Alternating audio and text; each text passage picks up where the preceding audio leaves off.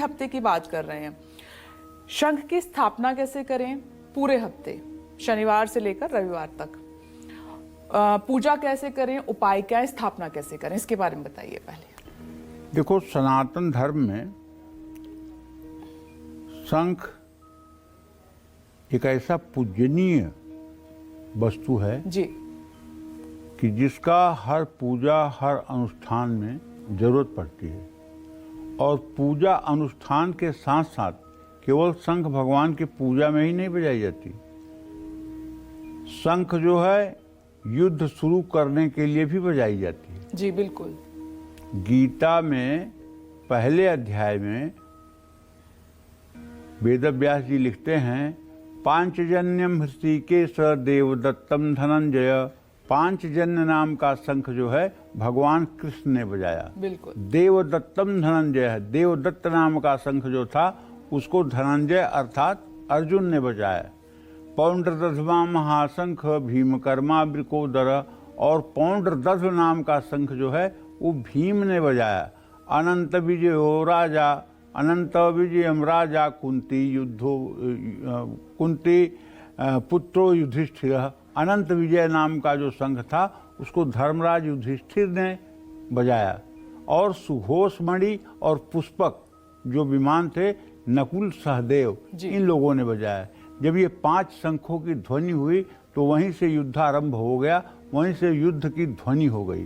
तो शंख जहाँ एक तरफ हमारे घर की नेगेटिविटी को दूर करता है, नकारात्मक ऊर्जा को दूर करता है, सकारात्मक ऊर्जा का प्रवाह देता है, वहीं धर्म की स्थापना के लिए भी ये मतलब कि बज उठता है। बिल्कुल। शंख की आवाज जब कानों में पड़ती है तो एक अलग ही एहसास रहता है। हमारे यहाँ शकुन शास्त्र में विपनेश कहा गया है, ज्योतिषी के पास अगर कोई व्यक्ति आए और वो प्रश्न करना शुरू करे, उसी समय कहीं से शंख की आवाज आ जाए, तो चतुर ज्योतिषी को चाहिए कि उसके प्रश्न का उत्तर सकारात्मक दे कि इसका काम बन जाएगा। अगर वो कन्या विवाह के लिए पूछ रहा है तो शीघ्र विवाह, संतान के लिए पूछ रहा है तो शीघ्र संतान, आजीविका के लिए पूछ रहा है तो शीघ्र आजीविका। मतलब शंख ध्वनि अगर कान में आ रही है ज्योतिषी के, तो ये निर्णय बिना ग्रह गोचर देखे अगर कह दें तो भी कभी ये गलत नहीं होगा। क्या बात। हमारे यहाँ शकुन शास्त्र का बड़ा महत्व है।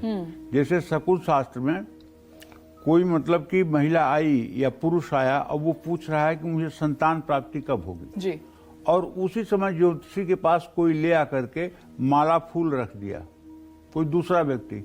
अब ज्योतिषी को चाहिए कि ग्रह गोचर न देखें, सीधे कहें कि शीघ्र आपको संतान प्राप्ति होने वाली है। और अगर वो कोई आके बैठा और कोई आपके यहाँ से आकर के माला फूल उठा के लेके चला गया जी, तो कह देना चाहिए कि अभी इसमें बहुत विलंब है। तो मतलब शकुन शास्त्र जो है ये भी बड़ा महत्व रखता है। शकुन शास्त्र माने ये गार्ड सिग्नल है जी। ये बता देता है कि आगे क्या होने वाला है। ये गार्ड सिग्नल है, जैसे आंखों का फड़कना, बाह का फड़कना, सीने का फड़कना, पैरों में मतलब कि खुजली होना, ये सब मतलब कि शकुन शास्त्र के अंतर्गत आते हैं। जी। आज तो हम शंख पर बात कर रहे हैं, तो ऐसा शायद ही कोई कालचक्र का दर्शक होगा जिसके घर में अब शंख न हो, और कोई शंख नहीं होगी तो दक्षिणावर्ती शंख जरूर होगी। इसलिए मैंने बहुत बार कार्यक्रम में इस शंख की महिमा को बताया है। रविवार को शंख में जल डालकर अगर सूर्य को अर्घ्य दिया जाए तो इससे सूर्य ग्रह की मजबूती होती है। सोमवार को भगवान शिव की पूजा करके शिव मंदिर में शंखनाद करें और शंख का दान करें। लेकिन यही थोड़ा सावधानी है, थोड़ा सावधानी ये है कि शंख से भगवान शिव का अभिषेक नहीं किया जाता। शंख से भगवान शिव के शिवलिंग पर घर में या मंदिर में जल नहीं गिराया जाता। ये महत पाप है, ये बहुत बड़ा पाप है, क्योंकि शंखचूर्ण जिसकी हड्डी से शंख बना है वो भगवान का, शिव का शत्रु था। इसलिए शंख का जल कभी भी शिवलिंग पर नहीं चढ़ाया जाता है। शंख के जल से माँ लक्ष्मी, भगवान श्री हरि विष्णु, भगवान कृष्ण, राधिका जी का आप अभिषेक कर सकते हैं, लेकिन शंख से कभी भोलेनाथ का अभिषेक करने का दुस्साहस न करें। अगर ये अज्ञानतावश कर्म हो रहा है तो ये समझ लीजिए कि कर्मकांड दुधारू तलवार है, सीधा चलेगी लक्ष्य को भेदेगी, उल्टा चल गई तो अपने को ही नुकसान होगा। इसलिए हर समय भगवान शिव का अभिषेक श्रृंगी से करना चाहिए। श्रृंगी का मतलब होता है सींग। गाय की जो सींग होती है, पहले इसी में आगे छेद करके और इसी में जल, दूध, गन्ने का रस भर करके अभिषेक होता था। अब इस समय चांदी की श्रृंगी बनी हुई मिलती है, जिसपे आगे गाय का मुंह बना होता है। तांबे की श्रृंगी मिलती है मार्केट में, जिसपे आगे गाय का मुंह बना होता है और उसमें एक छेद होता है छोटा सा। उसी से जल की धारा, उसी से दूध की धारा, उसी से गन्ने के रस की धारा, उसी से घी की धारा, सब कुछ उसी से होता है और उसी से भगवान शिव का अभिषेक हुआ करता है।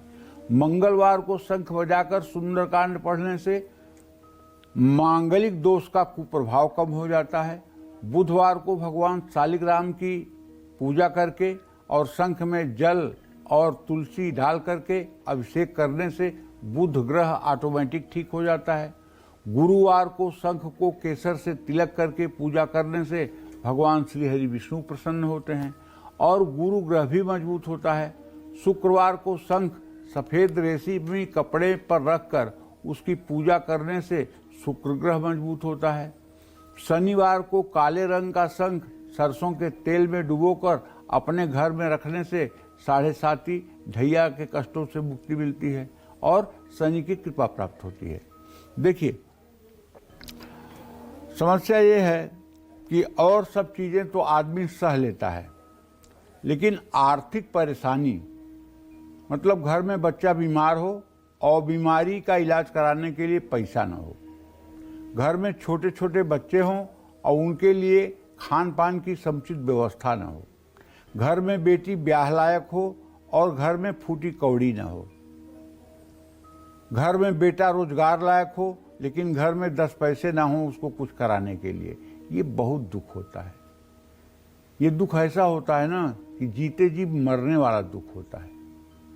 आखिरकार गोस्वामी तुलसीदास जी ने भी तो लिखा है रामचरितमानस में उत्तरकांड में, न ही दरिद्र सम दुख जग माही। इससे बड़ा कोई दुख नहीं होता है। तो मैं अपने दर्शकों को बताना चाहता हूं, अभी तक अगर आपके घर में शंख नहीं है तो आप अपने घर में एक दक्षिणावर्ती शंख ले आएं और एक स्फटिक, चांदी या पारे का श्री यंत्र पिरामिड के आकार का अपने घर में स्थापित कर लें। उसके साथ एक चांदी की कटोरी, लाल कपड़ा, एक कमलगट्टे की माला, ये सब वस्तुएं भी व्यवस्थित कर लें और किसी महीने में किसी भी शुक्रवार से या अष्टमी तिथि से आप श्री यंत्र को उठा करके पीतल या तांबे की थाली में रखें, दक्षिणावर्ती शंख में जल भर के ओम हिरण्यवर्णाम हरिणीम सुवर्ण तस्जाम चंद्राम हिरण्मयीं लक्ष्मीं जातवेदो मयावह ओम तामह आवह जातवेदो लक्ष्मीं नवगाम्यम यस्याहिरण्यम विन्देयम गाम स्वपुरुषानहम अश्वपूर्वामृत मध्याम हस्तिनाद प्रमोदिनीम श्रीयम देवीं क्वफय श्रीरवाम देवी युगताम। कहने का मतलब यह है कि श्री सूक्तम के जो 16 मंत्र हैं, उन मंत्रों को बोलते हुए शंख में जल भरकर श्री यंत्र का अभिषेक करिए। शंख के पोंछ की तरफ से जल गिराइए, फिर दूध इसी तरह से भर करके श्री सूक्तम के मंत्रों को बोलते हुए दूध गिराइए।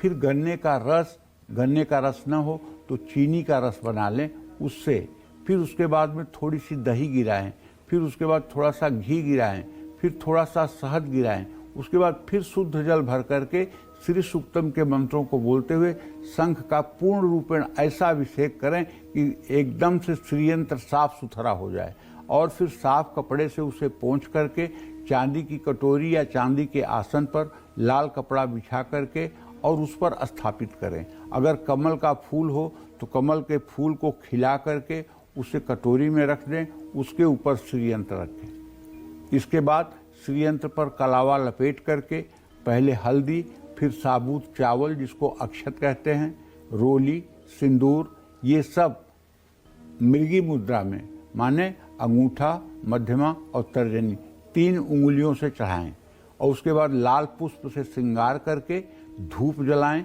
दिया जलाएं और एक पीतल चांदी की प्लेट में काजू, किशमिश, मिश्री या मिठाई, फल रख करके और महालक्ष्मी के लिए भोग लगाएं। भोग लगाने के पश्चात एक चांदी की गिलास में थोड़ा सा शुद्ध जल भर करके माता के लिए जल रखें और उसके बाद एक पान का पत्ता चढ़ाएं और उसके बाद कपूर से आरती करें और श्री सूक्तम के मंत्रों को बोलते रहें।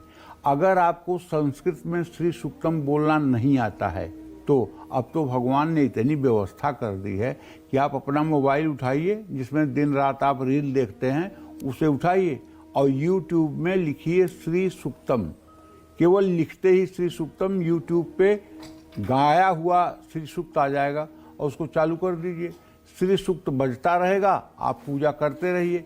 10, 15, 20 दिनों के अंदर सुनते सुनते आपको भी अभ्यास हो जाएगा, आपको भी याद हो जाएगा। और ये उपाय अगर आपने सुबह शाम दोनों समय करना शुरू कर दिया और ज़्यादा नहीं, इस उपाय को आपने 16 महीने कर दिया तो मैं दावे के साथ कह सकता हूँ कि आपकी आर्थिक परिस्थिति में आमूल चूल परिवर्तन आने से कोई दुनिया की ताकत रोक नहीं सकती है। दरिद्रता से आपको निजात मिल जाएगी और आपका जीवन स्वर्णिम अक्षरों में लिखा जाएगा। इसलिए श्री महाविद्या अर्थात महालक्ष्मी की आराधना करने के लिए दक्षिणावर्ती शंख बहुत ही आवश्यक है। इसलिए हर घर में एक दक्षिणावर्ती शंख तो जरूर होना चाहिए। जय मां विंध्यवासिनी।